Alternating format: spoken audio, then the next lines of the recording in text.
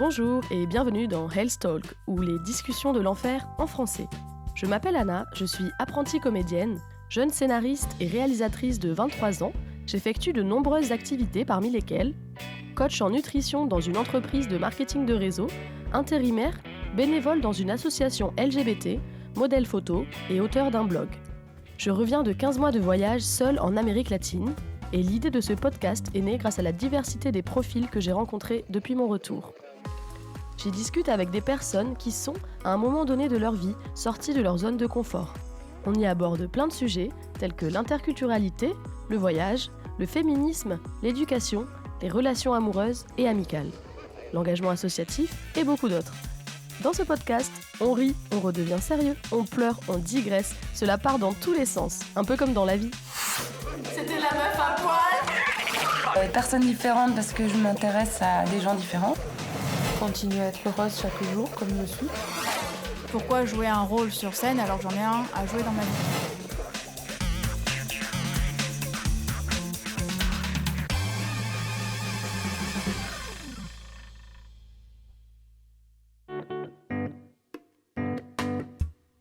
Aujourd'hui, je discute avec Charlotte Cana, auteure d'un livre sur les migrants. C'est la première personne avec laquelle je discute que je ne connaissais pas à l'avance.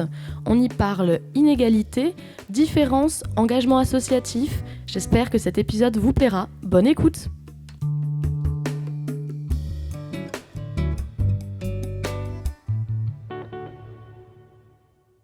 Bonjour Charlotte.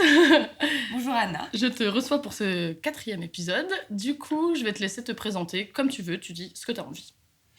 Ok, je m'appelle Charlotte Cana et aujourd'hui je suis écrivain. J'écris surtout sur le monde migratoire qui m'attire beaucoup. D'accord, c'est bien, c'est une présentation succincte. Il n'y a pas de souci. Effectivement, moi je t'ai contactée, tu es la première personne que j'interroge que je ne connais pas d'avant, parce que tu as écrit un livre qui s'appelle raconte-moi. Alors, Dessine-moi. Dessine-moi un monde, j'écris ton histoire. Ton histoire, ouais. Exactement. D'ailleurs, j'ai essayé de le commander. Amazon a annulé ma commande, donc je n'ai pas pu le recevoir et le lire. Je suis très frustrée, mais bon. Je vais dire à l'éditeur. Tout de suite, ça m'énerve. Ouais, apparemment, il l'avait plus en stock ou il y avait un problème de livraison, je sais plus. Mais voilà. Fou. Donc j'ai pas pu le lire, je suis très déçue, mais c'est pas grave, on va quand même en parler. Du coup, Oui, j'étais en face, parler. c'est encore mieux. Voilà, du coup, j'ai une petite tradition dans mon podcast, j'offre un cadeau à tous mes invités. Ah. Alors bon, t'attends pas, c'est des cadeaux recyclés, hein. Mais voilà, alors, c'est un petit vase qui m'a inspiré, l'Afrique, c'est peut-être un peu cliché, je sais pas si ça vient vraiment de là d'ailleurs, mais voilà, étant donné que toi tu travailles avec des migrants, je me suis dit peut-être, écoute, je sais rien, je sais pas pourquoi. C'est un cadeau. Voilà, c'est une petite chose. On ne connaissait pas avant. Il n'y a pas de souci. Merci. Mais pas de souci. Du coup, je voulais te demander par rapport aux migrants, du coup, comment t'en es venue à écrire un livre sur leur histoire? Est-ce que d'abord tu travaillais avec les migrants et t'as écrit un livre, ou l'inverse, t'étais déjà écrivain et t'as voulu écrire un livre sur ça? Non, l'écrivain, c'est ma 3e profession, du coup. Waouh. Je suis juriste de formation. D'accord. Et j'étais juriste en droit des étrangers, spécialisée en droit d'asile. Et j'ai travaillé 7 ans à la Cour nationale du droit d'asile. Ok. Qui est une cour... C'est à Bordeaux ou non? C'est à Paris. Paris, d'accord. Ouais. Tu travaillais à Paris avant? Je travaillais à Paris. Je suis de Paris, je suis née à Paris, j'ai vécu 35 ans à Paris. D'accord, voilà. Bienvenue dans le sud. Comment tu trouves Bordeaux? Ah ben je revis. Je revis. J'aurais dû venir plus tôt. Bon, je ne dirais rien. Je déteste Paris, je déteste les grandes villes. Ouais, les grandes villes, c'est dur. Bah après, Bordeaux, après, pour travailler, c'est pas mal. Et ouais, effectivement. Mais pour plein de choses, d'ailleurs, pour le milieu artistique aussi. Ouais. Malgré le fait Ça que fuse. Bordeaux s'ouvre quand même, c'est plus limité que Paris, c'est sûr. Mais j'aurais jamais pu faire ça, mais... Oh non, bref, c'est un autre débat. Ouais, non, mais tu peux, choses, hein. On peut divaguer, il n'y a pas de souci. Okay. Bordeaux, j'ai fait d'autres choses, du coup. Ouais, et du coup, qu'est-ce que t'as fait? J'ai quand même fait un 2e métier avant d'arriver à Bordeaux. Parce que là où j'étais, c'est public, la Cour nationale du droit d'asile, et il n'y avait pas de concours ouvert, donc j'avais que des CDD. Waouh. Et donc des CDD de combien de temps? D'1 an, 2 ans. C'est légal de renouveler 7 fois un CDD? Pour l'État, oui. Ah oui, donc l'État a les droits. L'État ne respecte pas le droit du travail. Génial, on adore. Et donc ensuite, j'ai repris mes études et j'ai fait un autre master en ressources humaines. Développement des ressources humaines. T'avais quel âge quand t'as repris tes études ? J'avais 30 ans. Ok, c'était pas trop dur de retourner à l'école à cet âge-là ? C'était dur. C'était un master pro, mais donc j'étais 3 semaines en entreprise, 1 semaine en cours. Ok, c'était en alternance, mais... Pour payer les études. Ouais. Et ouais. En plus, c'était sur 2 ans. Et c'était payant en plus Ah ouais, c'était payant. Fallait payer... L'école, l'entreprise payait... Oui, bien sûr, ta formation. Mais du coup, t'avais pas d'argent pour toi à la fin. Ah non. Et non. Ah si, j'avais... pardon. Oui. J'avais un bout de salaire quand même. Tu dégageais un petit peu de salaire quand même. Si, heureusement. Ouais. Non, mais c'est pas évident parce qu'à 30 ans, si t'as déjà une... Enfin, t'avais déjà une carrière en l'occurrence. Ouais. Et de revenir en statut étudiante, du coup, de gagner beaucoup moins parce que tu gagnais que oui, c'est dur. C'est pas dû être évident. Tout le monde ne le ferait pas. C'est pas agréable. Oui, c'est une belle remise en rangée. Et du coup, ensuite, c'est à quel moment dans ce parcours que t'es venue ça m'a pas plu. D'accord. J'ai vraiment été déçue. T'as fait les 2 ans ? C'était vraiment... Ouais, j'ai fait le master, j'ai tenu 5 ans. Après, je travaillais 3 ans. Ok. Et, courage. Ouais, je travaillais dans l'industrie alimentaire bio. Ok. Je travaillais dans les magasins bio, une grosse chaîne bio qui s'appelle Naturalia, qui est une filiale de Monoprix. Ok. Qui est une filiale de Casino. Ok, je savais pas, dis donc. Tout ça. Je prends plein de choses. Et du coup, les salariés sont plutôt traités comme des marchandises. Il n'y a aucun lien humain qui peut se créer. Enfin, c'est vraiment... c'était pas possible. Et donc, j'ai fini par tout arrêter. Ok, donc dans le moment, t'as dit stop. Ouais. Et ça, c'était à Paris, du coup. Ouais. Et là, c'était Paris, toujours. Ouais. Ok. Et à 35 ans, je suis partie à Bordeaux. Waouh. Quel parcours. Et du coup, en arrivant à Bordeaux, t'avais plus de métier, quoi. J'avais plus de métier, j'avais plus d'appart. Et j'avais plus de mari aussi, parce que j'ai divorcé en même temps. Donc là, ouais, ok. C'était trop bien, parce que du coup, j'étais complètement libre. Et je pouvais faire ce que... Et j'avais des gros problèmes de santé. Donc c'est aussi pour ça que je m'étais dit, on va y aller mollo. Ouais, tu as pris soin de toi, quoi. Voilà, j'ai envie de prendre soin de moi. Donc j'ai pas de boulot, on verra. Et j'ai trouvé un super appart rue Sainte-Catherine en location qui était pas cher. Donc rue Sainte-Catherine, pour ceux qui connaissent pas Bordeaux, c'est la rue principale de Bordeaux-Centre. Oui, alors je savais pas. Bah oui, vu que tu venais de Paris. Oui, je savais pas. Et heureusement, la chambre était sur cours. Ah ok, ouais, parce que rue Sainte-Catherine, moi j'avais mon parrain qui y habitait il y a quelques années. C'est l'enfer. C'est très très très bruyant, quoi. Y a beaucoup de monde, toute heure du jour et de la nuit. Ouais. Parce qu'il y a tout le temps quelqu'un sur la rue Sainte-Catherine. C'est très fréquenté. Ouais. Et pas les meilleures fréquentations la nuit, mais bon. Mais vu que alors j'étais vers le nord, vers la place du Grand Théâtre. Ok. Donc c'est la partie... C'est plutôt cool par rapport à la Victoire. Ouais. Et il n'y a pas de voiture et il n'y a pas de resto le soir. Enfin, le commerce, il ferme à 19h quand même s'il y a du passage. Ouais, mais t'étais dans une partie... ouais, ça va, je vois. Mais il n'y a pas de... Rien n'est ouvert le soir. Par contre, il y a du passage. Et moi, j'aimais bien... Donc j'étais toute seule et que je suis de Paris, donc j'aime bien avoir du monde autour de moi. C'est le problème. Et j'ai adoré la rue Sainte-Catherine. Après oui, c'est vrai, pour une citadine comme toi. Ouais, tu te sens moins seule. Surtout que je connaissais vraiment personne à Bordeaux. Oh là, c'est un bon endroit où rencontrer des gens. T'en vois tous les jours. Hein. Et au moins, t'en vois. Voilà. Ah ça, c'est sûr. Tu te sens moins isolée. Ça marche. Du coup, d'habitude, je le pose plus tard dans la conversation, mais il me semble qu'on a évoqué pas mal de thèmes qui s'en rapprochent, donc pour pas se répéter, je vais te poser la question qui est récurrente dans mon podcast. À quel moment t'es sortie de ta zone de confort ? Parce que là, j'imagine, il y a plein de choses que t'as dit qui se réfèrent à ça. Ouais, je suis sortie 2 fois de ma zone de confort, une fois pour aller dans les ressources humaines. Là, c'était un peu genre la pression, je pense, de mon entourage, de mon mari. Genre, faut peut-être que tu te trouves un métier qui rentre dans la norme. Qui rentre dans la norme, qui gagne de l'argent, qui soit...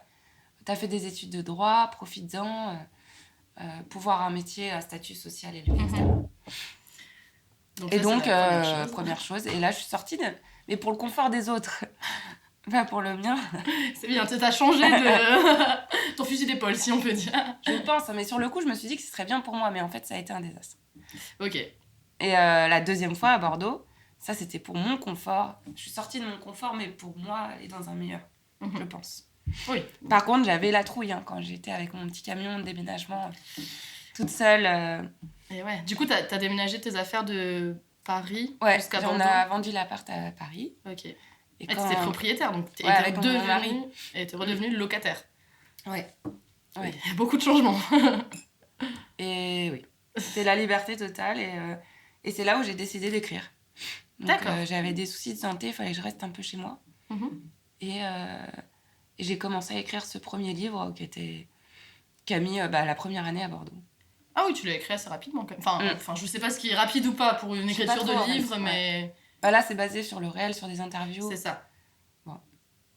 Mais c'était ça, mon gros changement, c'est... Oui, effectivement. C'était le deuxième. Très bien. Et alors, j'avais une question qui m'a échappé. Après, à Bordeaux, j'ai quand même retrouvé du travail. 2 fois. Oui. Ça fait 3 ans que j'y suis. Première année, j'ai écrit. Ah oui, c'était ça, pardon, ma question. Justement, moi, à la base, c'est comme ça que je t'ai connue, par le biais d'une personne qui travaille dans une association, qui m'a parlé de ton travail, de ce livre, en l'occurrence. Ouais. Parce qu'on fait une création collective au cours Florent, donc c'est une échéance, c'est notre examen, disons, sur l'exil, le thème de l'exil. Et du coup, ton livre rentre complètement dans le thème. Et en fait, moi, j'avais pour idée d'écrire des choses pour cette création collective. Et il y a quelqu'un qui prenait... Donc, on avait différents groupes. Et il y a un groupe qui prenait l'angle de l'aspect politique. Et du coup, la migration, je pense, rentrait pas mal dans ce thème. Et j'ai vu que tu avais fait pas mal de choses. T'as fait des lectures, non, de ton œuvre Oui, alors là, on commence à faire des lectures publiques. Ouais. J'en avais fait une avant de trouver un éditeur, qui était au Globe Théâtre. Donc, ouais, c'était à Bordeaux. C'était à Bordeaux. Ok. C'était récemment ou... C'était en avril, l'année dernière, avant. Ouais. Il n'y avait pas de livre encore. Ok, il est sorti quand ? Il est sorti en octobre. Ah, mais c'est récent, en fait. Enfin, moi, j'avais pas du tout d'idée que si c'était... Oui, parce qu'en fait, j'ai fait une grosse pause la première année, j'ai écrit. Ensuite, pendant mon écriture, j'ai décidé à la fois interviewer les migrants, mais d'interviewer les gens qui travaillent avec les migrants. Trop bien. Comme moi, mais pas que comme moi, c'est-à-dire tous les métiers confondus. Il y a quoi comme métier ? Pourquoi ces gens-là le font, quoi. Ok, c'est passionnant comme sujet.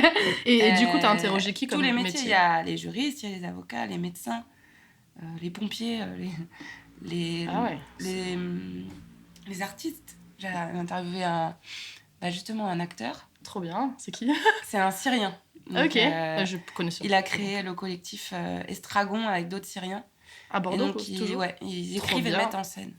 C'est génial, j'apprends plein de choses, même sur la scène artistique bordelaise, c'est génial. Le théâtre pour les migrants, c'est très important. Ouais, mais l'expression de... Bien sûr, mais d'ailleurs, j'avais... Ouais. Enfin, et d'apprentissage de la langue aussi. Oui, c'est dans tous les cas. Mais d'ailleurs, je travaille donc dans une asso, c'est par ce biais que je t'ai connue, et j'avais, enfin pas forcément dans cette asso, mais j'avais envie de proposer un atelier... Enfin, je suis intéressée par le monde associatif en général, et j'avais envie vachement de proposer ça, des ateliers théâtre, mais pour tout le monde, et d'improvisation. Et du coup, ça peut être donc sans parole. Moi, ça inclurait tout le monde, en fait. C'est ça qui est bien. Il n'y a pas besoin... Il n'y a pas de texte dans l'improvisation. C'est toi qui le dis. Mais ça peut être dans n'importe quelle langue. On s'en fout, au final. Et ça peut être en français et après... Ou avec que le corps. Enfin, il y a plein de choses possibles, en fait. Et je me disais que c'est totalement applicable à des gens qui ne parlent pas français ou qui sont en train de l'apprendre. Et qui ont des besoins d'expression dans tous les cas. Je pense que tout le monde a des besoins d'expression, mais bon, là particulièrement. Et d'ailleurs, je retourne en Équateur cet été et j'ai contacté une association. Donc eux, ils travaillent plus pour les femmes et la protection des femmes. C'est très spécifique aux aux personnes indigènes qui vivent dans la jungle. Et il y a beaucoup de violences contre les femmes, etc. Et donc ça, c'est un refuge pour les femmes et les enfants. Et du coup, j'ai proposé effectivement la même idée, le même concept de créer des ateliers d'improvisation. Donc, je ne l'ai pas encore fait. Normalement, ça va se faire. J'ai hâte de voir ce que et du coup, en espagnol. Ouais, complètement. Moi, je suis trilingue, donc il n'y a pas de problème. C'est pour ça. Dans la capitale ? Non, pas du tout. Justement, c'est dans la jungle.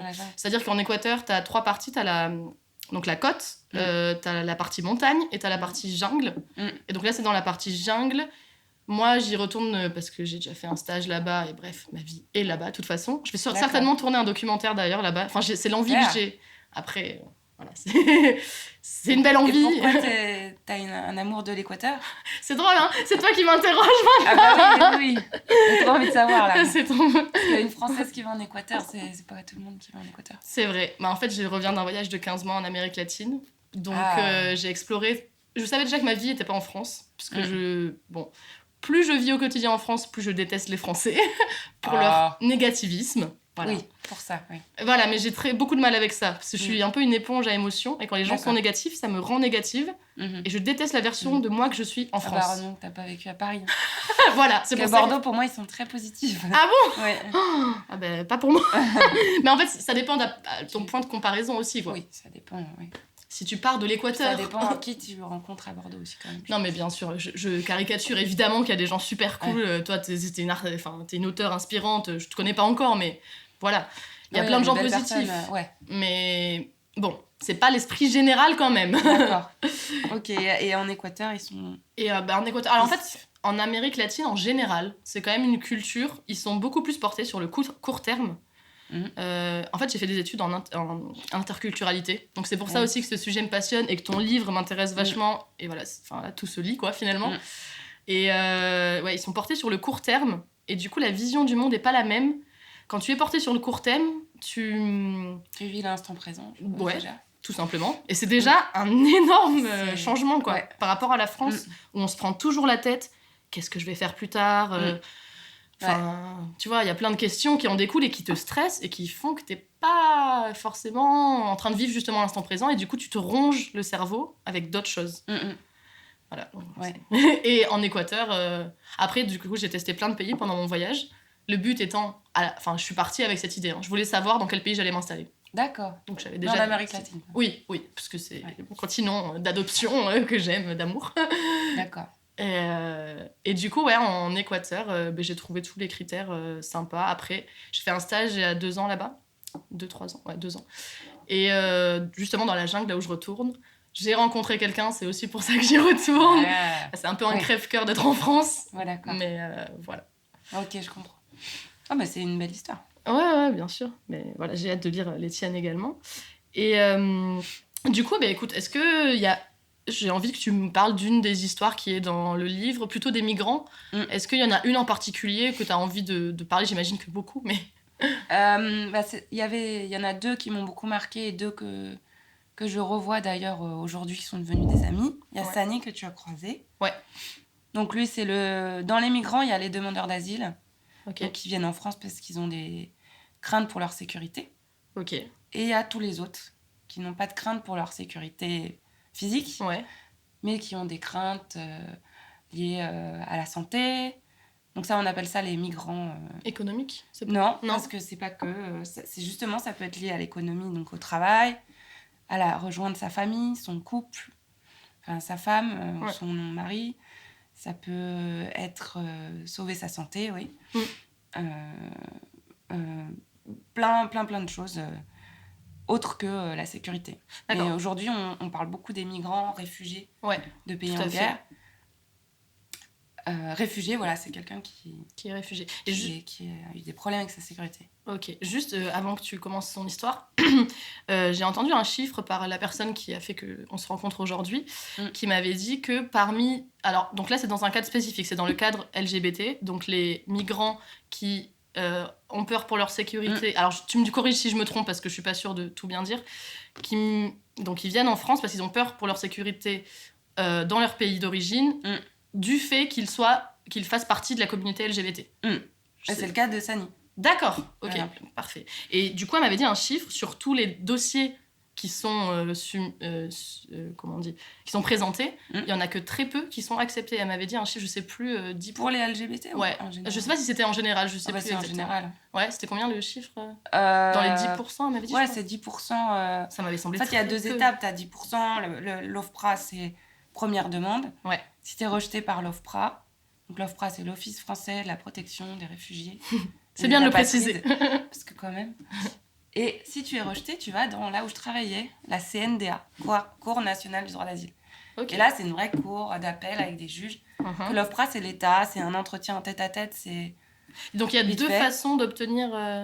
Non, t'as 2 temps. T'as un premier essai, t'as un deuxième essai. T'es obligé de... Ouais. Enfin, si tu peux... Il faut être rejeté par l'OFPRA pour aller dans la cour. D'accord. Faire appel. En fait, oui, tu fais appel. C'est comme appel. Comme quelque chose de classique en droit, mais là, c'est... Sauf que le premier n'est pas un vrai tribunal, c'est ça le problème. D'accord. Et ça, c'est un problème? Ouais. Oui, c'est un vrai problème, parce que c'est pas des juges. C'est qui C'est décide? des officiers de protection de l'État qui sont formés. Souvent, ils sont passionnés de géopolitique, ils sortent de Sciences Po, Ouais. ils font un peu de droit. Mais ils ont fait, je sais pas, des trucs, des études Et psychologiques. souvent, en général, ou ils sont autre. spécialisés par continent. Donc, il y en a qui sont spécialisés sur l'Afrique, Ok. l'autre sur l'Asie, etc. Souvent, ils parlent la langue. C'est des pros, quoi. Mais toi, du coup, ceux que tu as rencontrés de migrants, ils viennent surtout d'où ? Il y a une zone en particulier ou un peu partout ? À la CNDA, au tout début ou En après général, dans ton parcours ? Parce qu'en fait, ça dépend des guerres, quand même. Ouais, bien sûr. Mais à la CNDA, c'était du monde entier parce qu'on n'était pas spécialisés, D'accord. déjà. Et donc, après, sinon, c'est surtout l'Orient, Moyen-Orient, Afrique, Maghreb.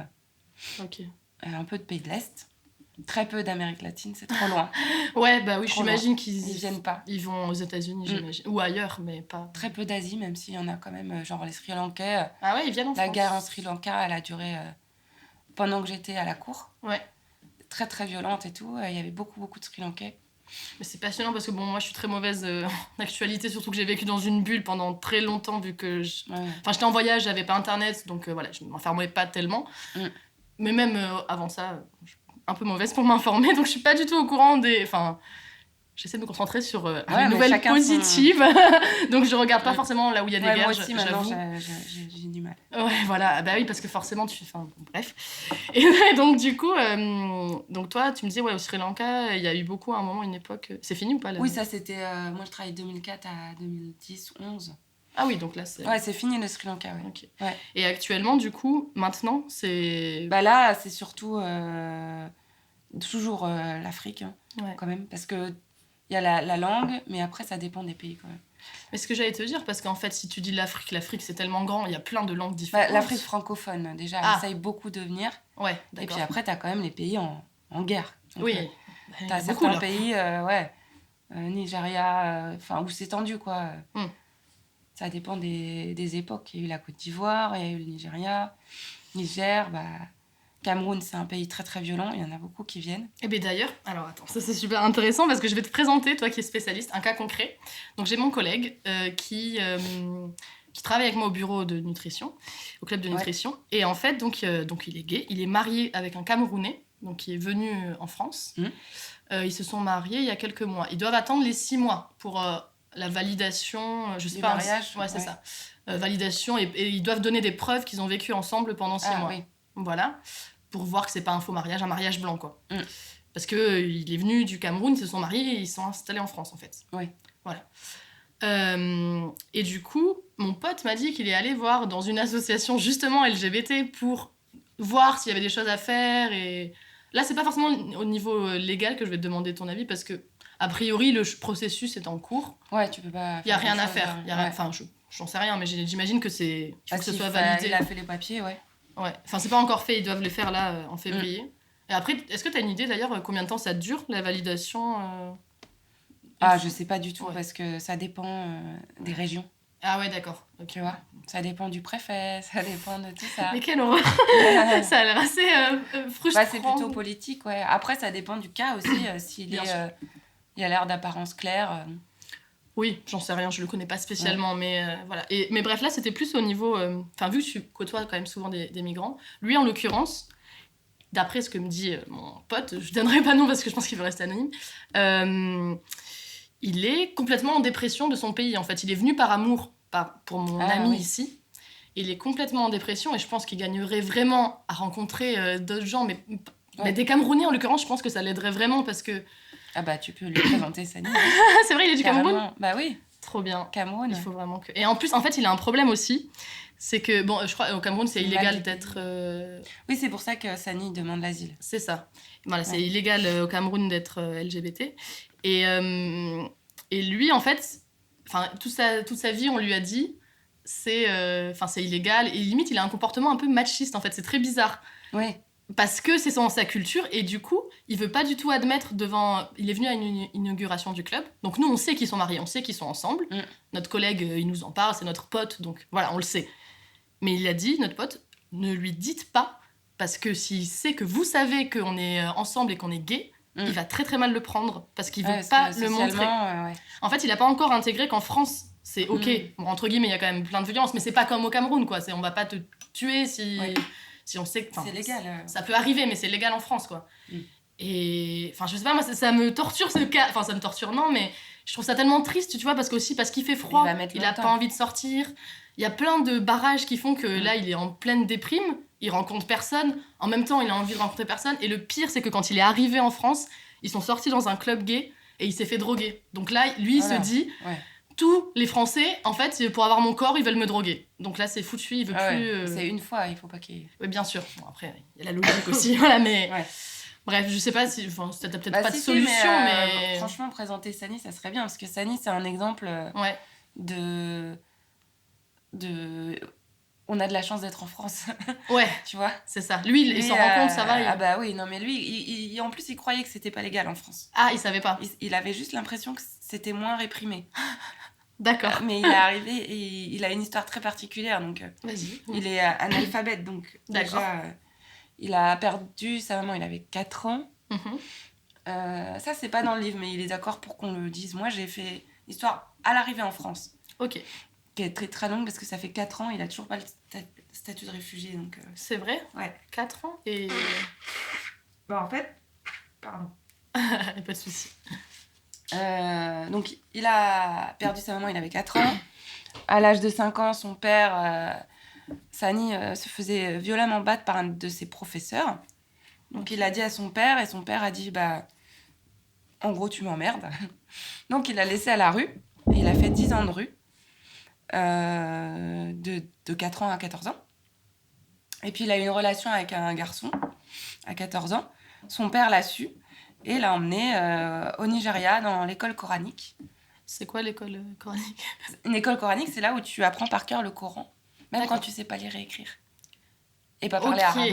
Ah oui, en plus, parce que en fait, Sani parle pas arabe, à la base, il parle Haoussa, il vient d'un petit village qui a un dialecte. D'accord. Et il a pas appris l'arabe à l'école. Et donc, il va apprendre l'arabe et le Coran en même temps. Et le répéter. En fait, tu répètes toute la journée. Mais en fait, c'est du pour par cœur. Éduquer, ouais.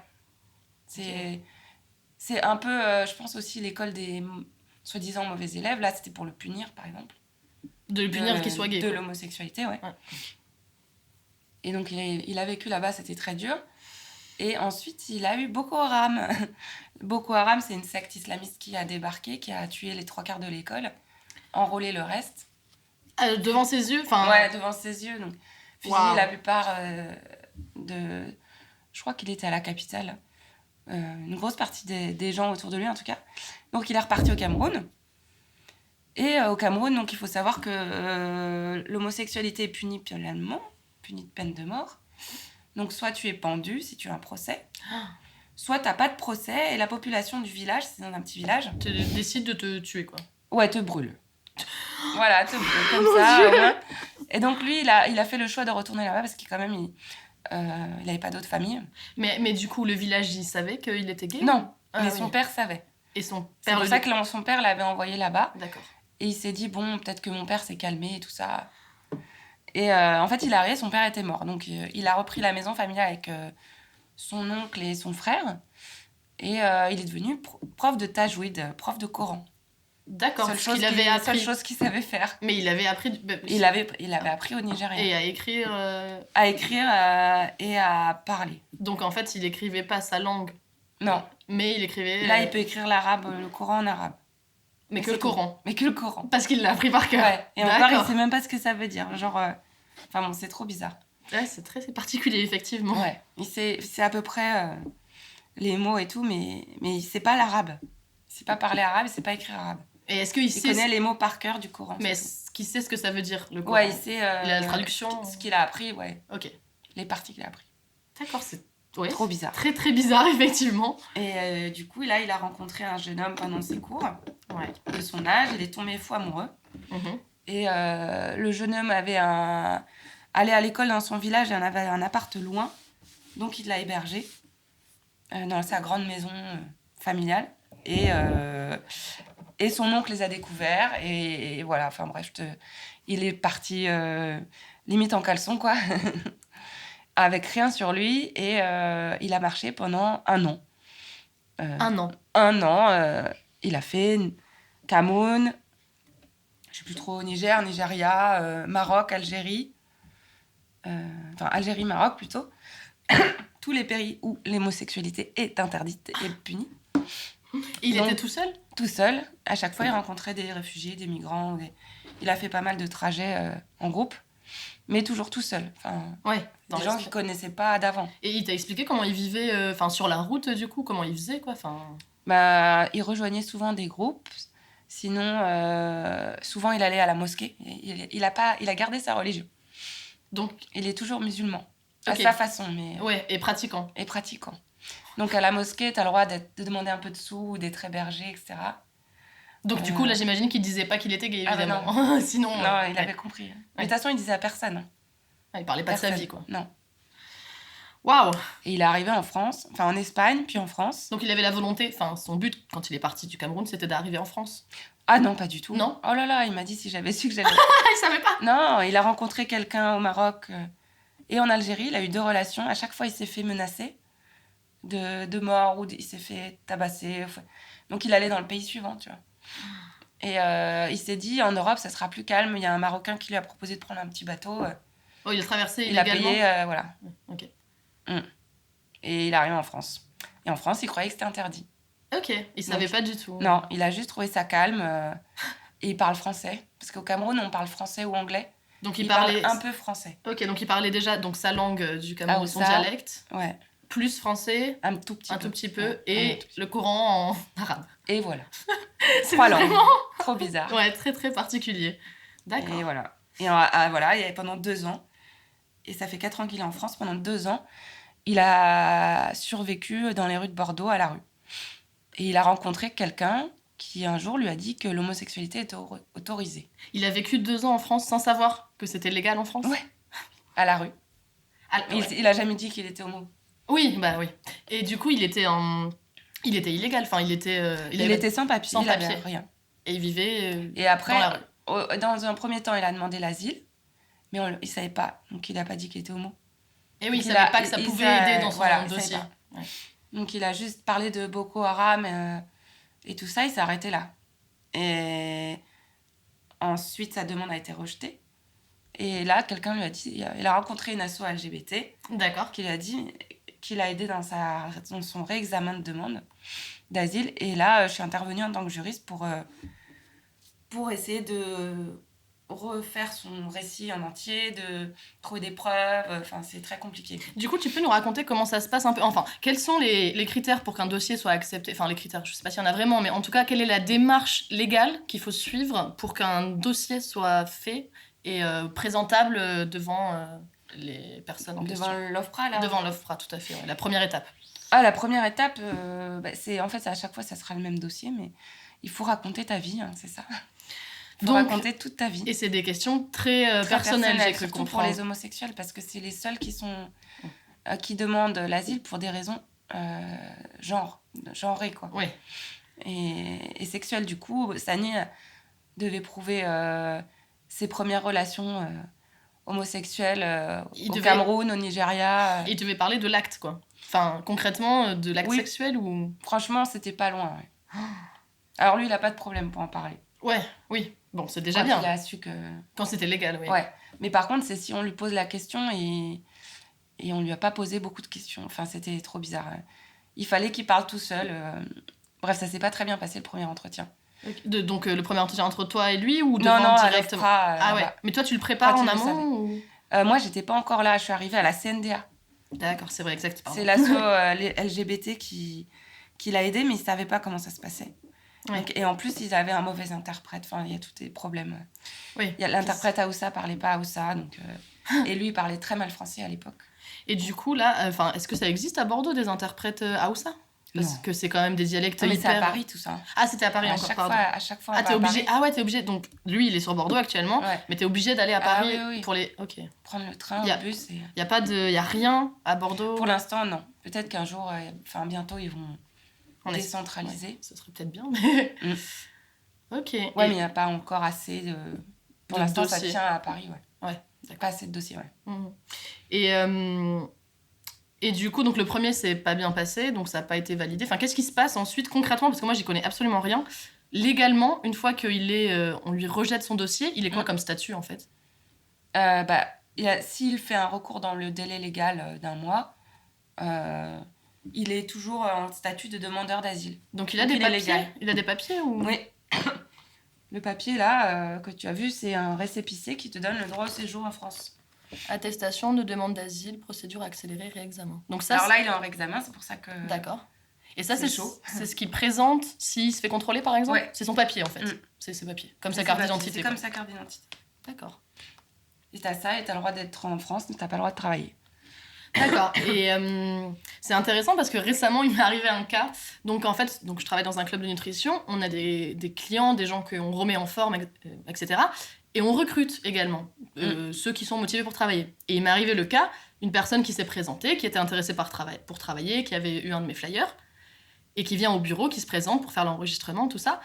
Et donc, on a besoin d'un papier d'identité, effectivement. Et ce qu'il m'a donné, c'était une carte... titre de séjour. C'est ça. Exactement. Et là, je sais pas, avec ça, t'as le droit de travailler, normalement? Tout dépend du titre. Alors, en l'occurrence, il va pas venir travailler. Oui, mais... Enfin, en général, oui. D'accord. Surtout que là, c'est un statut assez spécial. C'est vendeur indépendant à domicile. Enfin, c'est... c'est un titre de travailleur. Oui, c'est ça. Ça va. Ouais. Ok. Enfin, par exemple, oui. Sani, il a un titre de séjour pour étranger malade en ce moment. Donc il a autre chose. Il a autre chose. Il a une tuberculose non pulmonaire. Ok. Et, bref, il a tout eu. Et là, tu as le droit de travailler. T'es très malade, mais t'as le droit de travailler. C'est complètement con. Ouais. C'est-à-dire que là, avec juste ce papier-là, par exemple, le papier provisoire, il a pas le droit de travailler. Mais avec le papier parce qu'il est malade, il a le droit de travailler. Ouais. D'accord. Ouais, c'est trop bizarre. Alors, sur la papier, au bout de 9 mois, tu as le droit de travailler quand même. Ah, et là, ça fait combien de temps qu'il l'a? Celui-là, je sais pas, ça fait depuis 1 an, je pense. Donc c'est pour ça qu'il peut travailler. Mais dans tous les cas, oui, il aurait pu travailler. Mais c'est beaucoup plus... Enfin, ils mettent des bâtons dans les roues. Hein. Vraiment, c'est impossible. Personne veut employer... En fait, voilà, là, avec son titre de séjour étranger malade, le boss il travaillait avant dans la boîte de nuit homosexuelle LGBT de Bordeaux. Ouais. Et qu'il a pris... lui aussi, il a beaucoup aimé Sani, il l'aide. Mm-hmm. Dès qu'il a eu son titre de séjour, il a proposé une société de ménage. Et la société de ménage a réussi à avoir l'autorisation de travail en 1 semaine. Avec ça, à mon avis, il faut 2 mois. Donc l'employeur, il n'a pas le temps d'attendre 2 mois. Tu vois. Donc, ça met des bâtons dans les roues, effectivement. Pour pas que les demandeurs d'asile s'intègrent avant avoir eu l'asile, tu vois. Mais ça, c'est complètement con parce que... Enfin, pardon. On peut dire ce qu'on veut, hein, tu peux insulter dans mon podcast, il n'y a pas de souci. Ah, d'accord. J'exprime mon avis. Et je me dérange pas, c'est fait pour ça.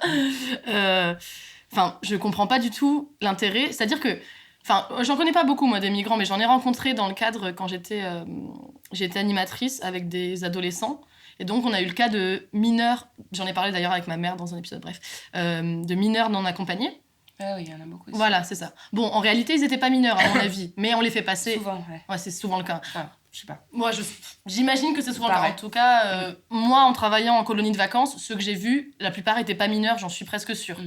Mais on s'en fiche en soi, c'est pour qu'ils aient justement les aides et que, parce que ça avantage... 17 ou 18.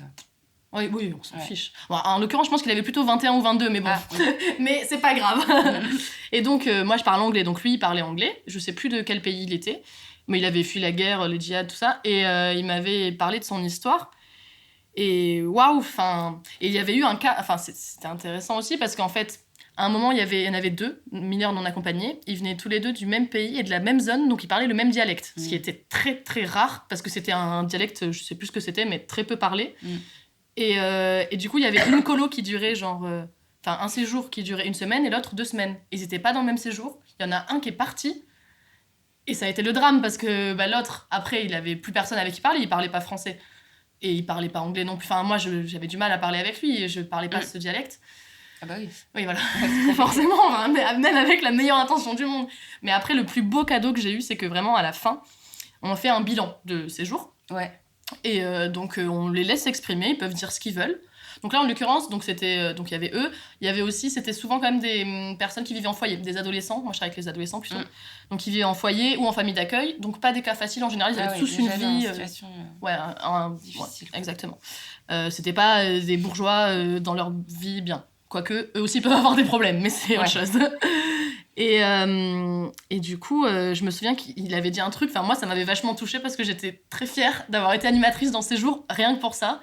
Il avait dit, moi je connaissais même pas, enfin avec ses mots, je connaissais pas trop ce que c'était une colonie de vacances. Donc nous on l'a charrié un peu parce qu'il avait toujours du mal à se lever. Bon en plus, déjà adolescent, ça se passe toujours comme ça. En plus, lui, c'est pas sa culture, donc il comprend pas le fait qu'il faille se lever pour faire des activités. Enfin, c'est lunaire, en fait. Ils débarquent dans un monde, ils connaissent pas. Genre, eux, ils ont... Celui avec qui je parlais en anglais, il a vécu la guerre, il a vécu des choses atroces.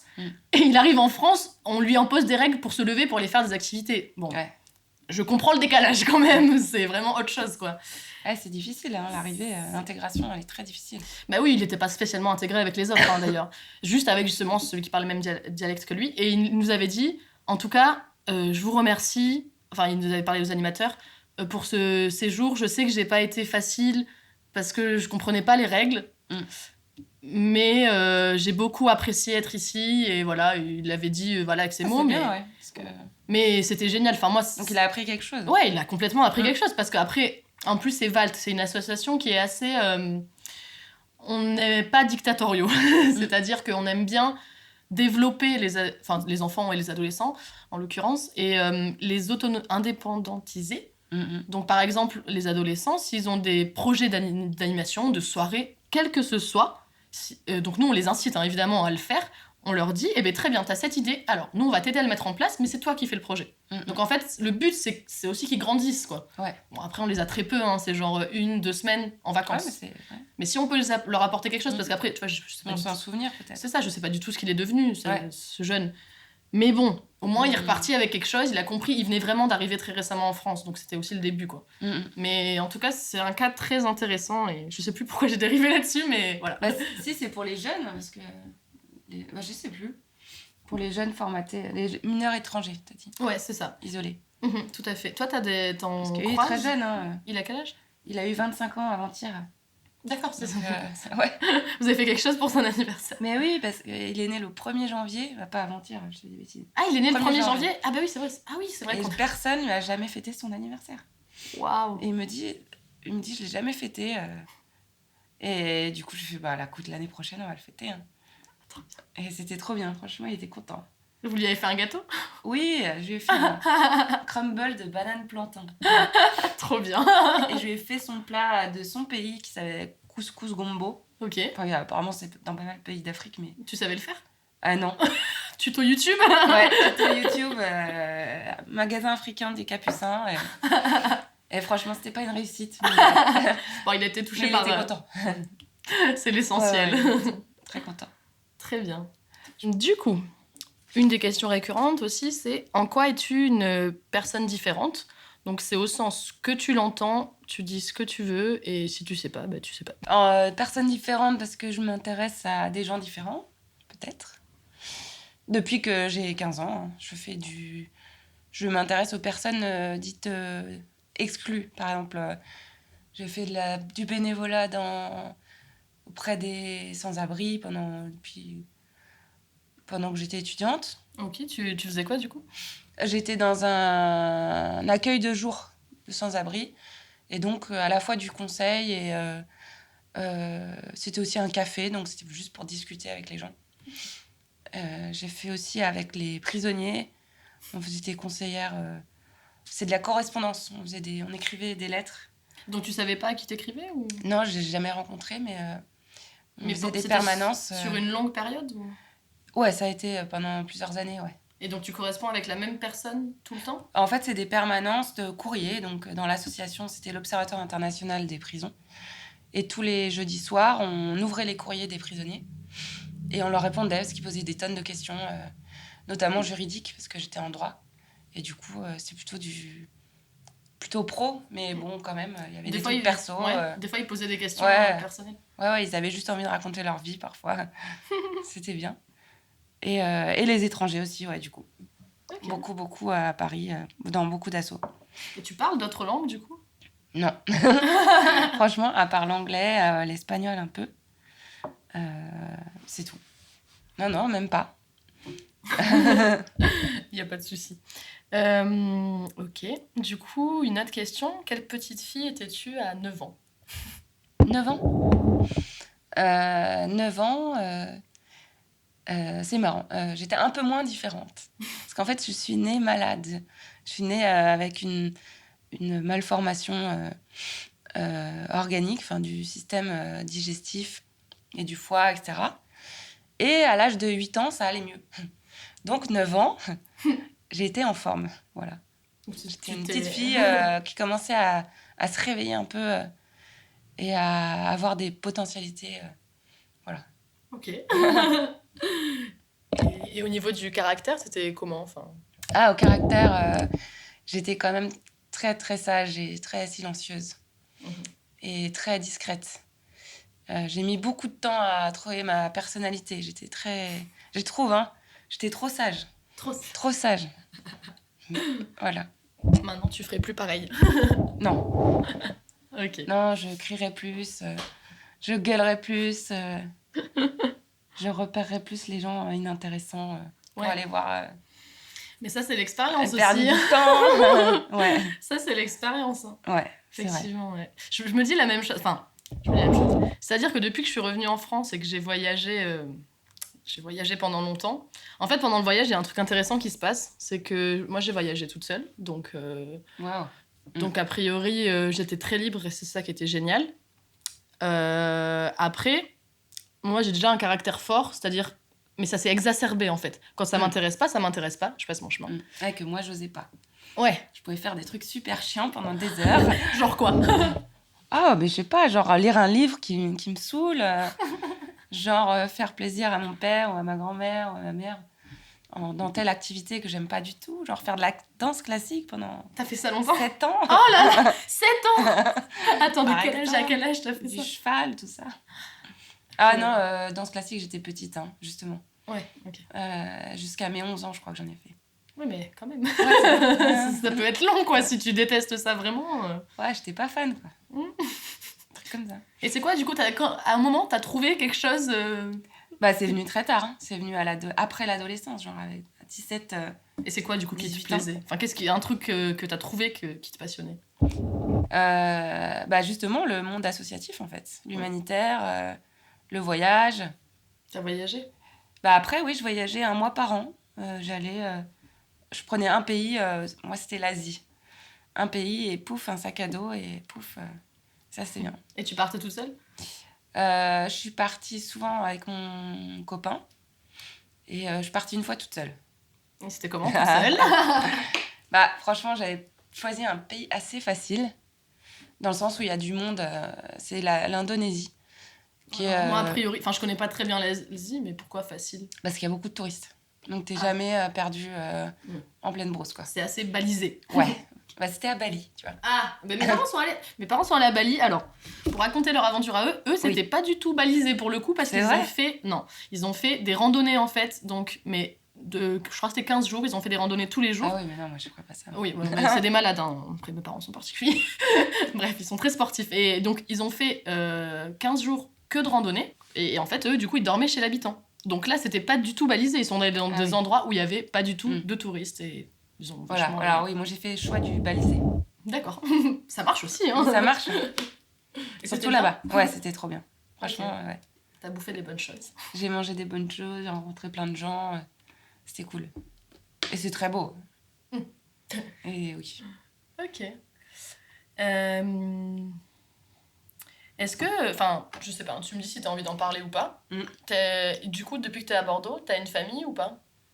Où tu vis toute seule, à part avec Samy. Mais... Ah oui, non, je vis avec mon copain. Ça fait plus d'1 an maintenant. On a emménagé très rapidement ensemble, du coup. Et sinon, j'ai pas de famille. J'ai mon père à Paris, ma mère à Bayonne et ma sœur. J'ai 5 sœurs. Beaucoup de sœurs. Grande famille. Elles sont toutes à Paris, sauf une qui est à Léognan, à côté de Bordeaux. C'est juste à côté de chez moi, c'est dans la campagne. Ouais, c'est à la campagne. Okay. Et une nièce, du coup.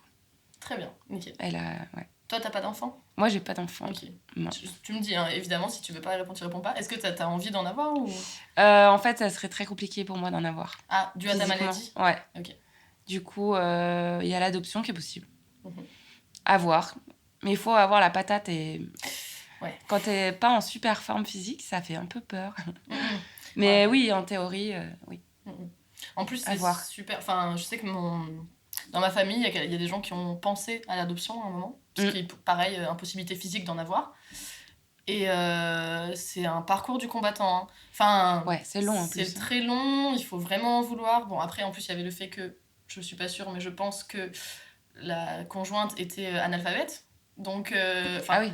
ouais, bah, c'est comme quoi ça arrive encore en France. Hein. C'est dans la campagne. Bonne... Mais voilà, les problèmes de ruralité, mais non, mais ça existe encore.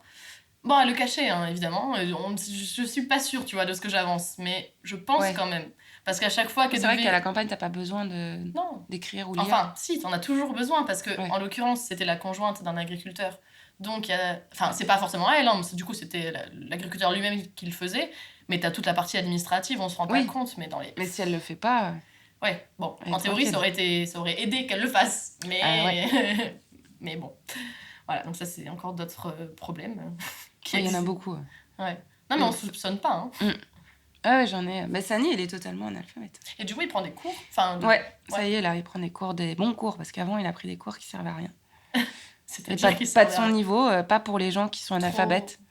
Ah oui, qui partaient trop, ouais. Quoi. Ouais, donc lui, il sait à peu près parler, mais il sait pas lire et écrire, donc en fait... il y a tout à apprendre. Quoi. Oui, il faut... C'est des cours pour analphabètes qu'il a.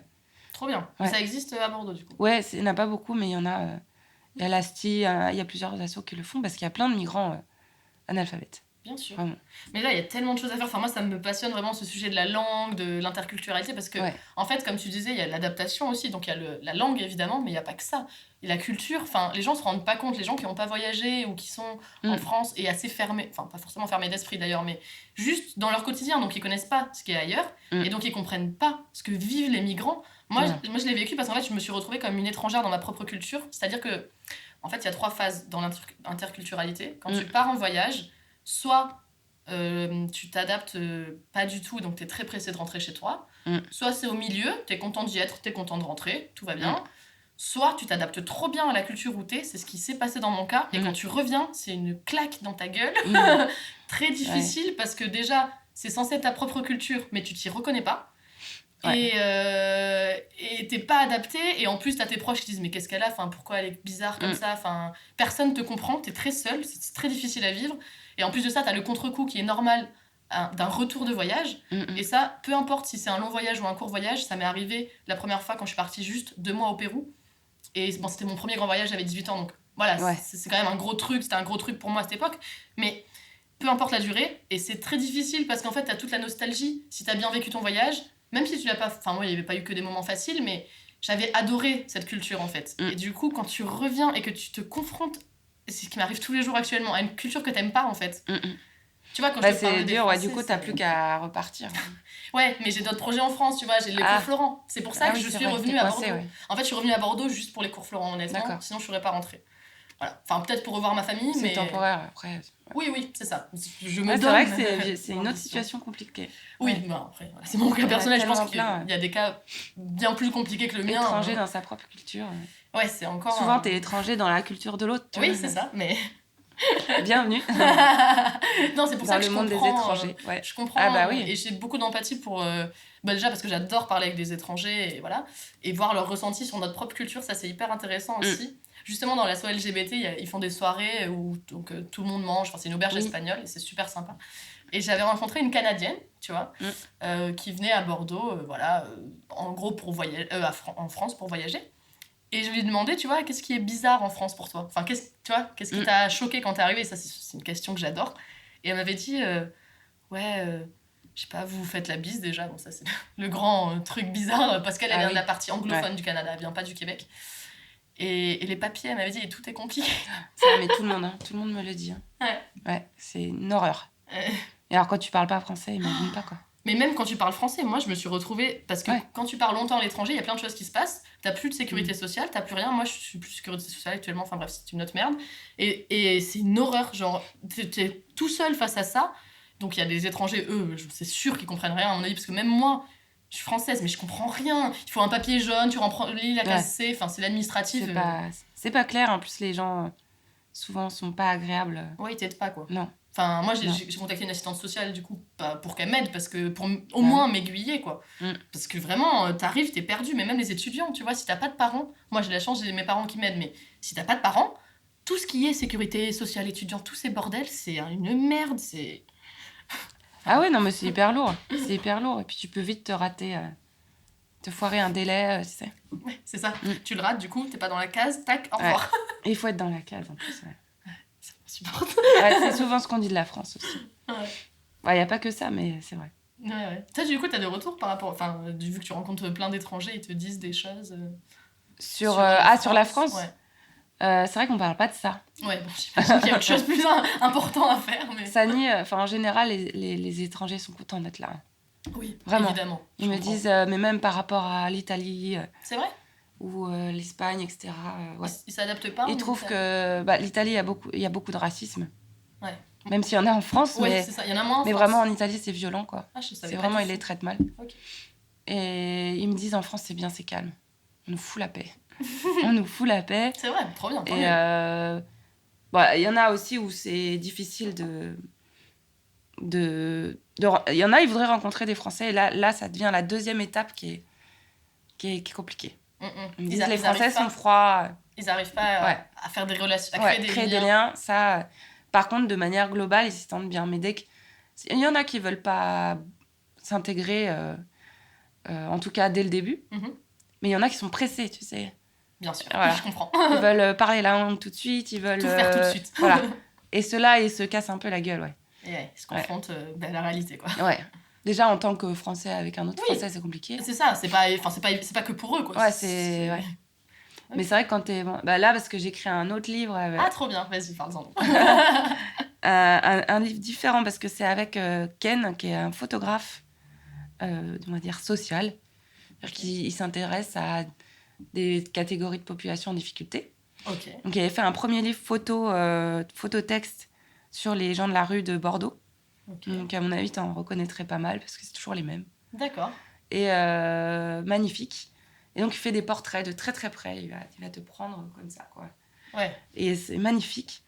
Je pourrais te montrer le livre. Trop bien, ouais, je suis chaud. Et donc, c'est lui qui a fait la couverture photo, de ton d'ailleurs. livre. D'accord. Il s'appelle L'œil de Ken. Et donc là, il m'a offert la prochaine commande qu'il avait avec un autre éditeur. Il s'appelle Passiflore à Dax. Et donc, c'est sur la Syrie. Sur les Syriens de Bordeaux. Donc, c'est un Bordeaux parce que... Ouais, c'est un photojournaliste, du coup. Ah non, il ne se déplace pas en Syrie. Il va... Non, on va en France. En France, ok. C'est les réfugiés syriens en France. Ok. Dans la région bordelaise ou à Bordeaux. Et donc pareil, sauf que là, les textes seront beaucoup plus longs parce que c'est moi qui les écris. Et du coup, ça parlera quoi des histoires. Et c'est leur parcours, ouais. Donc en fait, tu vas refaire... Enfin, pas refaire, mais... Parce que là, c'est que des demandeurs d'asile. D'accord. Qui sont pas encore acceptés, du coup? Ah, souvent, ils sont acceptés, ouais. Mais je veux dire, c'est que la catégorie des gens qui ont fui pour leur sécurité. D'accord, oui, d'accord. C'est spécifique. Ouais, c'est que les réfugiés ou demandeurs d'asile. En fait, t'es d'abord demandeur d'asile, tu demandes. Et quand tu as une réponse positive, t'es réfugié. Ok. T'as le statut de réfugié. Oui, tu es réfugié. Et c'est là. Donc, soit c'est l'un ou l'autre. Ok. Et d'ailleurs, j'avais entendu, enfin, je sais pas si tu sais ou si c'est vrai, c'était à Bordeaux, il me semble, qu'il y avait un endroit. Enfin, il y a plein de. Déjà, il y a plusieurs squats, entre guillemets, de gens. Enfin, c'était des migrants souvent, qui ont été détruits. Et d'ailleurs, j'étais à l'université il y a quelques années à Bordeaux-Bastide, et en fait, en sortant de la rocade, t'avais un endroit où il y avait un camp de réfugiés illégal. Sahraouis. Ouais, je savais pas du coup qui c'était. Enfin, si parce que j'avais vu des pancartes après d'associations qui disaient laisser les Sahraouis. Ou... Ah, c'est ça. Ouais. Et du coup, je sais pas, t'as une. Enfin, je sais pas, oui, je les ai. J'ai écrit un début de livre sur eux, mais après, le camp a brûlé cet été. Ah! Mais ils ont changé 3 fois d'endroit. De lieu. Ok, ouais. Mais ça faisait quand même 2 ans qu'ils étaient au même endroit, ou 2-3 ans. Ok. Sur les quais arrivent. Oui. Vers entre Stalingrad et le pont suivant. Tout à fait, ouais. Et ils étaient 300. Oui, et puis je savais pas qu'il y avait autant de monde. Mais au début, ils étaient 50. Parce que avec oui, les années, c'était pas très grand. Enfin, moi, c'était je te parle, c'était avant que je parte, c'était il y a 3 ans, je pense. Quelque chose, 2-3 ans. Ils étaient sur les quais déjà? Ils étaient vraiment... À l'époque, c'était... Bon, là, il y a eu des travaux, mais sur la rocade... Enfin, pas sur la rocade, en sortie du pont... Dessous, en dessous. Ouais, juste après. Ils ont bougé, alors. Ouais. Juste après, ils étaient sur les quais. Et avant, ils étaient dans les rames de train de la gare Saint-Jean. Ah, qui fonctionnaient pas? Ouais. Okay. Là, ils étaient pas nombreux. Ok. Et du coup, qu'est-ce qu'ils sont Ils ont eu un incendie suite à une c'est ça que j'avais court-circuit. entendu. Ah voilà, et ça, c'était sur les quais, non? Ouais. Ok, c'est Donc ça que j'avais ils se sont entendu. fait évacuer et ils en ont profité pour fermer le camp. Ah bah oui. Ouais. Donc maintenant, ils ont été à Pessac, dans une ancienne EHPAD, un squat. Ouais. Et ensuite, ils ont été... certains ont été placés en CADA, Centre d'accueil demandeurs d'asile, parce qu'ils sont tous demandeurs d'asile. Mais il n'y a pas assez de place à Bordeaux, on est d'accord là-dessus? Non. Même en France, il y a oui, en France en général, 30% de personnes qui peuvent... qui vont en CADA. Ouais. Ouais. C'est les personnes vulnérables, donc les familles avec enfants, les femmes, les personnes malades ou à risque, voilà. Les personnes âgées, etc. Et donc les hommes jeunes seuls, c'est-à-dire tous les Sahraouis, parce qu'ils viennent jeunes seuls, restent sur le côté parce que il n'y a pas de place, donc forcément... C'est l'enfer, vraiment. Enfin, non, mais je te remercie vraiment de l'expliquer avec des mots simples et tout, parce que je pense qu'il y a plein de gens qui n'ont pas du tout conscience de cette réalité et qui vivent dans leur monde et qui savent pas du tout ce qui se passe, en fait. Donc c'est super intéressant de parler à quelqu'un qui s'y connaît, enfin, qui sait de quoi elle parle. Merci encore. Ça, c'est pour que les demandeurs d'asile. Ah oui, bien sûr. Parce que les autres n'ont même pas de centre d'accueil. Ouais, il n'y a rien, en fait. Pour les autres catégories de séjour. Ils restent dans la rue, quoi. Ah oui, si t'as pas de famille, pas d'amis, t'es à la rue. Tu viens pas en France comme ça, comme dans tous les pays, d'ailleurs. Ok. On va essayer d'aller sur une note un peu plus positive. Est-ce que tu as un exemple d'un cas qui a été accepté et je sais pas si ça fait longtemps ou quoi, et qu'est-ce qui se passe maintenant, où il en est Ah oui, j'ai un cas, c'est le deuxième dans mon livre que j'aime bien. Enfin, que j'aime bien.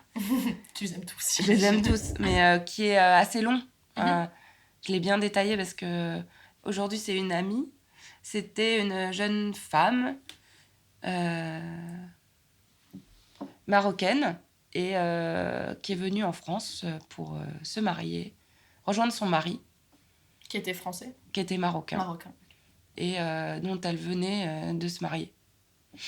Et elle le connaissait pas, quoi. C'était un mariage forcé? Non, elle était contente. Elle le connaissait un petit peu, mais pas beaucoup.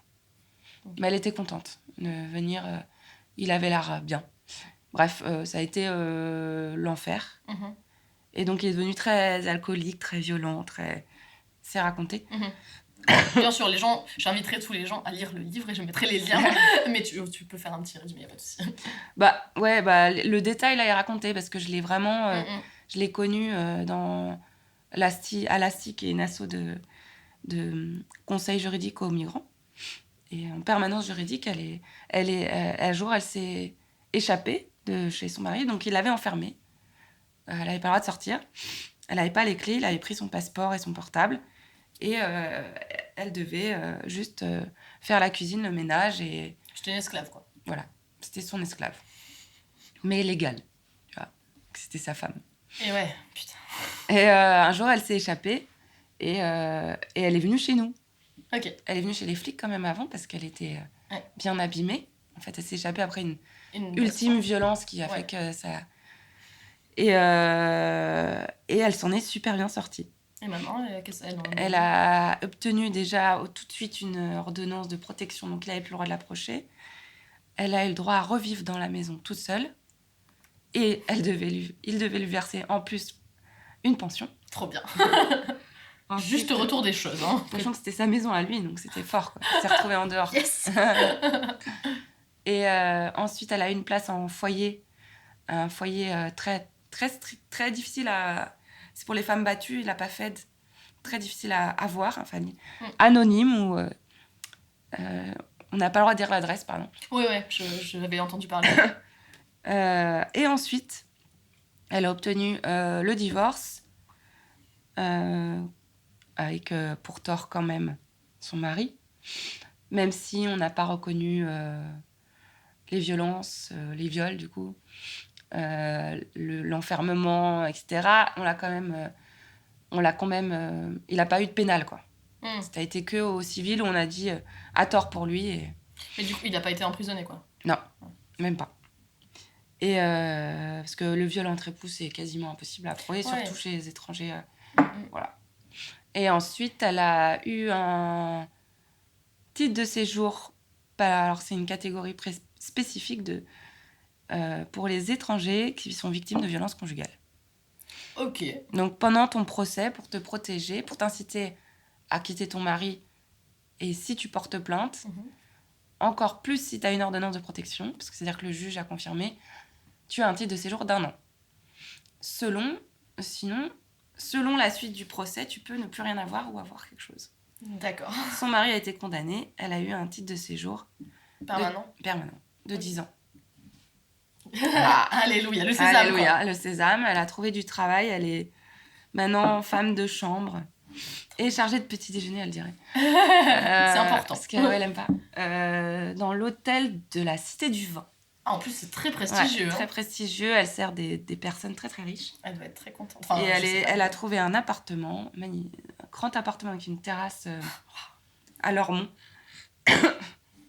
Donc, et voilà. Là, c'est une belle réussite. Ouais, c'est une belle réussite. C'est une grosse bosseuse aussi. Oui, ça, j'imagine que ça arrive pas tout seul. Ouais. Elle a bossé, elle s'est mise au français, elle parlait très mal français. Vraiment. Elle parlait, oui, arabe du coup. Arabe et bredouillé français. Quoi. Ouais. Ok. On n'obtient pas les choses sans rien. Quoi. Non, là-dessus. Mais là, c'était chaud, franchement. Ouais. Elle était toute seule. Hein. Personne en France. Voilà, alors là, un bel exemple, tu vois, je vais rebondir juste là-dessus. Total. Parce que, bon, récemment, j'ai écrit un article où j'étais un peu vénère sur mon blog. Parce que quand je suis revenue de voyage, très souvent, on m'a dit « Ah, t'as de la chance, t'as voyagé aussi longtemps. » Alors les gars, on obtient... Je vous invite à le lire, je mettrai le lien également. On n'obtient pas rien sans rien. Évidemment, on a de la chance d'être on a de la chance d'être en France, on a un bon passeport, on a une monnaie qui est forte au niveau mondial. Je suis d'accord avec vous. Mais les gens qui me disaient ça, c'était des gens égaux, voire supérieurs à moi au niveau salarial. C'est-à-dire que moi, je gagnais pas ma vie, j'ai fait de l'intérim dans un centre d'appel, j'étais en dépression pendant 3 mois. Enfin bref, voilà, c'était pas évident. C'est pas tout cuit dans ta bouche que ça arrive. Si tu veux faire un truc, tu te bouges le cul et tu le fais. C'est pour ça que j'interroge des gens comme toi qui font des choses. Voilà, pour montrer aux autres que il y a moyen. Faut se bouger le cul. Hein. Cette femme, c'est comme les gens qui disent les immigrés, ils ont trop de chance, ils ont toutes les allocs. Non mais ça, c'est une blague. Et ça tombe, mais pas du tout. Elle a dû se battre. Elle a vécu à la rue, elle a vécu dans des foyers, elle a vécu... Au début, avant de trouver sa place à l'hôtel, elle a travaillé 2 heures de... Elle faisait 2-3 heures de ménage par jour dans des supermarchés de nuit. Enfin, avant d'arriver à tout ça. Bien sûr, il y a eu des étapes. C'est pas tout cuit d'un coup. En général, c'est long aussi, quoi. Par exemple, moi, tout n'arrive là, j'ambitionne peut-être, éventuellement, je ne sais pas, de devenir peut-être scénariste, réalisatrice. Mais ça, c'est à long terme, tu vois. Mettons, aujourd'hui, je pars de ce postulat. Ouais, tu vas bosser pour ça. C'est ça. Mon objectif à long terme, c'est de faire un long métrage, disons. Avant, il y a beaucoup d'étapes, hein. C'est pas cuit, hein. Et puis, voyager 15 mois à l'étranger, c'est des difficultés aussi, quoi. C'est pas que du fun, hein. Ah bah non, mais ça, effectivement, je te remercie de le dire. Je l'ai souligné parce que même si c'est mon continent d'adoption et que j'adore et tout... faut survivre quand même. En plus, moi, je voyageais dans des conditions particulières, c'est-à-dire que je faisais du stop, j'étais vraiment au niveau... En sac à dos, ouais. Ouais, en sac à dos, mais même plus... Enfin, pas plus, mais c'est-à-dire que j'étais dans une démarche où moi, l'aspect touristique m'intéressait pas forcément. J'étais plus à la rencontre des gens. C'est ça qui m'intéressait, qui fait le voyage. Parce qu'après, les paysages, ils sont magnifiques, certes. J'ai fait des randonnées magnifiques. Mais au bout d'un moment, c'est-à-dire il y a une limite à ça. Quand tu voyages sur du long terme, c'est que... c'est pas toujours la même chose et tu deviens pas blasé, mais... Ce qui vraiment fait le petit bonus, c'est les gens et c'est pas les lieux, en fait. Souvent, ouais. Bon, c'est souvent le cas, mais là, quand c'est pas des vacances, si tu veux, où tu y vas 2 semaines... Ouais, t'as le temps de faire la rencontre. C'est ça, t'as le temps, en fait, c'est ça. C'est une notion de temps qui est très différente. Moi, j'avais le temps, en général, je restais 2 mois dans les endroits où je vivais. Quoi. Enfin, parce que 15 mois, c'est long. Hein. C'est ça. Mais du coup, j'ai fait un grand tour, mais en fait, je suis pas allée dans énormément d'endroits, parce que j'y restais. Et j'y travaillais. C'est ça la différence aussi. J'y travaillais au même niveau que des Péruviens au Pérou, par exemple. Enfin, c'est-à-dire, c'est pas... Enfin, j'ai obtenu l'emploi parce que je parlais plusieurs langues, évidemment, parce que c'était serveuse, donc je n'avais pas d'expérience spécialement dans la restauration. Mais bon, il y avait, à mon avis, très peu de gens qui parlent plusieurs langues qui postulaient dans leur restaurant, il faut le dire aussi, quoi. Ouais. Et par exemple, je me suis fait traiter comme une sous-merde, et c'était l'enfer, et je suis pas la seule, on est 5 à avoir démissionné de ce restaurant, parce que c'était horrible, on nous traitait vraiment comme des merdes. Mais tu vois, mais tout est pas rose. Hein. Et c'était pas rose, quoi. Là, à ce moment-là, j'étais pas bien, c'était difficile. Enfin, il y a eu des épreuves. Ouais. On est d'accord. Du coup, on arrive vers la fin de ce podcast. Je vais juste te poser une dernière question. Quels sont tes prochains objectifs et qu'est-ce qu'on peut te souhaiter par la suite ? Ah, bah mes objectifs, c'est de continuer à écrire. J'ai écrit ce livre sur la Syrie avec Ken. J'en ai écrit un autre avec un jeune Syrien que j'ai rencontré au cours de ce livre, qui m'a dit mon rêve, c'est d'écrire un livre sur ma vie. Trop bien. Et je lui dis, bah ça tombe bien, mon rêve, c'est d'écrire un livre sur une vie comme la tienne, à mon avis. Donc tu vas faire sa biographie, en fait. Ouais. Trop Et bien. on fait la bio, là. Il vient 2 heures chaque week-end, de 3 heures, enfin une demi-journée. Et il se souvient très bien, enfin c'est très dur de se souvenir, mais alors lui, il raconte bien, et il a une très bonne mémoire, donc c'est génial. Et son histoire, elle est formidable. C'est vraiment, alors là, pour le coup, le parcours du combattant qui finit bien, tu vois. Ok, c'est une happy donc c'est end. chouette, ouais. Okay. Et il est très, très aussi limé. Enfin, il est très intelligent, je pense, et il se débrouille bien. Ok. Donc, j'avoue que les biographies, ça m'intéresse pas mal. Ouais, en fait, t'adores la vie des gens. Enfin, ouais, j'adore raconter des histoires. Ça, c'est mon truc. Mais des histoires réelles. Ouais, des histoires réelles, ouais. Ouais. Et peut-être la mienne aussi, parce que donc, je suis une formation en écriture littéraire depuis 3 ans. Enfin, c'est ma 3e année. Et on fait l'autobiographie, cette 3e année qui est le plus dur. Et donc, peut-être qu'il en sortira quelque chose, on verra.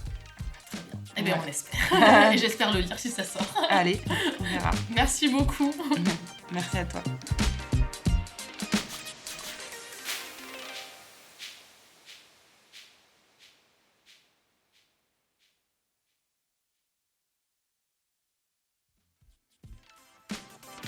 Parce qu'il parle fort et il a un accent. Il parle pas bien français. Ah oui, je me suis doutée au vocabulaire que tu employais que... C'est vrai, je parle pas normalement. Non, mais que tu t'adaptais à des mots simples, quoi. Je comprends. Et est-ce que tu veux un café ? Ah, allez, vas-y. Avec grand plaisir. Donc, il m'a dit entre 6 et 12. Ah ouais, c'est pas du tout assez, là. Allô ? Ah ouais. Oh, c'est impossible d'être entre 6 et 12. Alors vraiment, on va essayer de se mettre au plus près l'un de l'autre. Désolée,